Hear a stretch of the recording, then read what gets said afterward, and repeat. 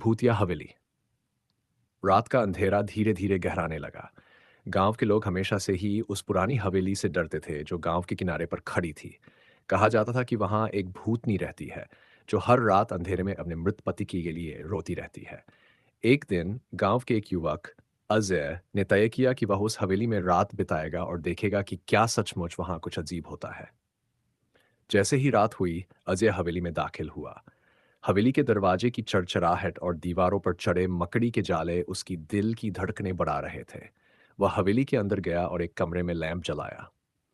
अचानक लैंप की रोशनी धुंधली हो गई और हवा में एक ठंडी सिहरन महसूस होने लगी। अजय ने देखा कि एक महिला सफेद साड़ी में कमरे में धीरे धीरे चल रही थी। उसकी आंखें बुझी हुई और चेहरा उदास था। अजय ने हिम्मत करके उससे पूछा, तुम कौन हो? महिला ने खौफनाक आवाज में जवाब दिया, मैं अपनी आत्मा को शांति नहीं दे पा रही हूँ। मेरी आत्मा यहाँ भटक रही है क्योंकि मेरे पति को मार दिया गया था और उनकी आत्मा अभी भी मेरे साथ नहीं है। अजय ने दिल से महसूस किया कि यह आत्मा शांति की तलाश में है। उसने हवेली में सब कुछ साफ किया और पुरानी तस्वीरों और अन्य वस्तुओं की मदद से महिला के पति का पूजा करने का निर्णय लिया। धीरे धीरे हवेली की दीवारों पर से अंधेरा और ठंडक कम होने लगी। अजय की मदद से महिला की आत्मा को शांति मिली और हवेली में अब कोई भूतिया गतिविधि नहीं थी।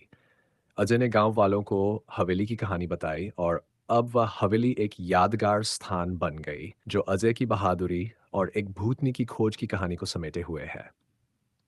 उम्मीद है कि आपको यह कहानी पसंद आई होगी।